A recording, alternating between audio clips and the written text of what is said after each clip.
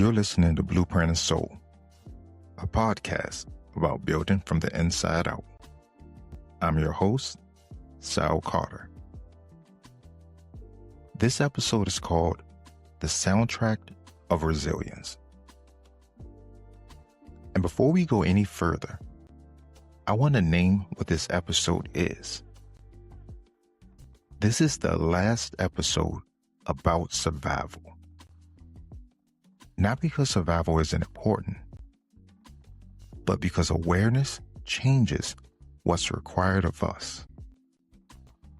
Up until now, we've been looking backwards, where we came from, what shaped us, how we made it through. Today is about recognizing the systems that carried us, so we can decide what we want to carry forward. Let's talk about how we survived. Before many of us had language for mental health, before therapy was normalized, before we had permission to slow down, we still survived. And we didn't do it randomly. We developed systems. Music was one of them.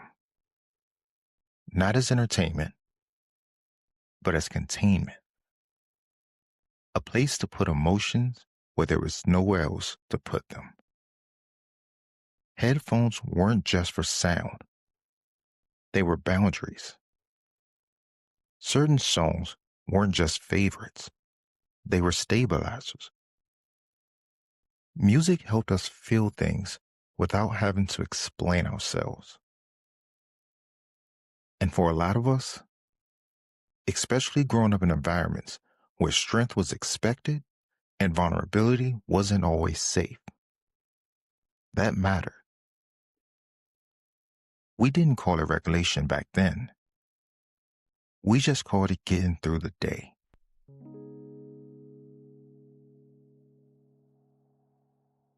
There's a concept in psychology called emotional regulation. The ability to return to balance when things feel overwhelming. Most of us didn't learn that language growing up, but we practiced it anyway. Music gave our nervous system rhythm, predictability, something steady to organize around. That wasn't accidental. That was intelligence. Music helped quiet internal noise, not by making everything better, but by making things manageable. Because distraction pulls you away from yourself. Regulation brings you back. Music helped many of us stay present long enough to survive what we were in. But here's the important part. What helps you survive is not always what helps you grow. And this is where many of us get stuck. Not because we did anything wrong, but because the system kept working. Music kept us steady. It kept us functional. It kept us moving. But functioning is not the same thing as flourishing. At a certain point, regulation without reflection starts to feel like stagnation. Not because music failed, but because the moment changed. And new moments require new tools.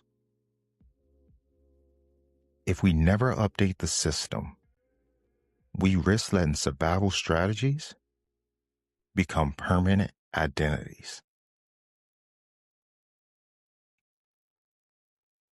Music didn't just regulate individuals. It regulated communities. Before we had access to power, we had access to sound. Before we could speak freely, we sang. Cultural thinkers talk about identity as something formed long before we ever had language. through repetition, environment, and rhythm. Music carried truth when direct expression wasn't always safe. That wasn't just art. That was resistance. Songs didn't just express pain. They organized it. They didn't just reflect reality. They helped us endure it. And when you grow up inside that inheritance, music doesn't just feel good. It feels familiar. It feels grounding. It feels like home. But survival strategies that aren't examined can quickly become limitations. What once protected you can later restrict you if it's never updated. This is the part of the show we call From the Community, where we respond to questions and reflections from our listeners. One question that came up was, how do I know when music is helping me process something versus when I'm using it to avoid what I'm feeling? It's a great question. If music helps you stay present with what you're feeling, even when it's uncomfortable, that's regulation. If music is the only place you allow yourself to feel, and the moment it stops, everything floods back, that might be avoidance, not failure, just information. Another listener asks, why does music tied to my culture hit me differently? That's because it's carrying more than just sound. It's carrying memory, history, inheritance. Your body recognizes it before your mind explains it. What I hear in these questions is recognition. People realizing, I've been doing this already. I just didn't name it. And naming something changes your relationship to it. And as always, thank you for trusting us with your questions in this space.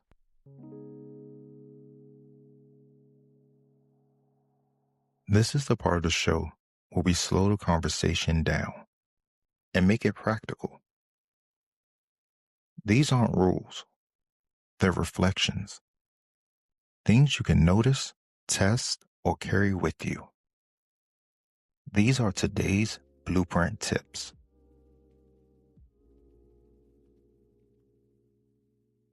Blueprint tip number 1. Notice how you're using music, not just that you're using it. Is it helping you stay present with what you're feeling? Or helping you stay busy enough not to feel at all? There's no right answer, only information. When you understand the function, you regain agency. Blueprint tip number 2. Create intention before you press play. Instead of asking, what do I want to hear? Try asking, what do I need support with right now? Music becomes more powerful when it's chosen with awareness rather than habit. Blueprint tip number 3. Add, don't erase. Growth doesn't require abandoning the systems that carried you. It requires expanding them. What new practices, conversations, or forms of support can exist alongside music now? That's how systems evolve. Not through rejection, but through integration.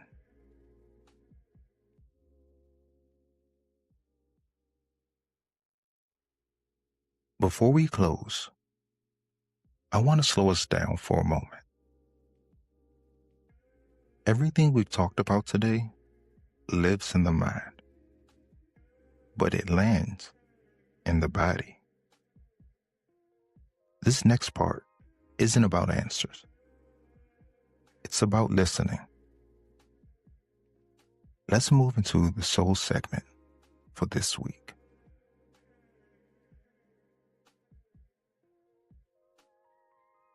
There's a line from James Baldwin that I return to often.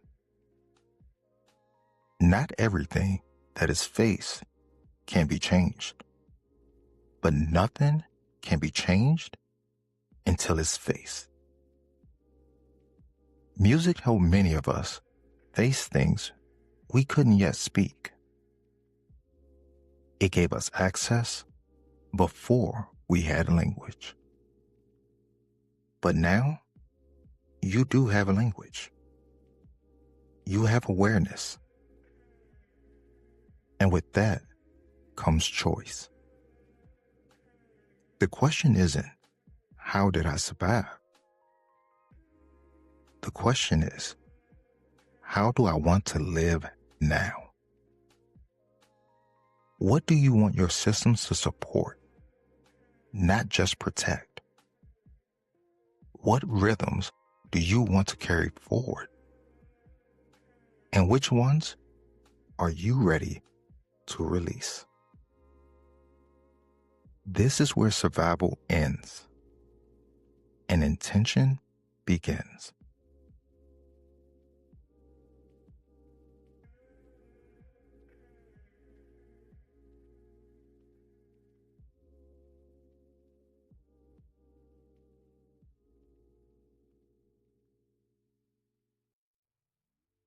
This episode closes one chapter of the season.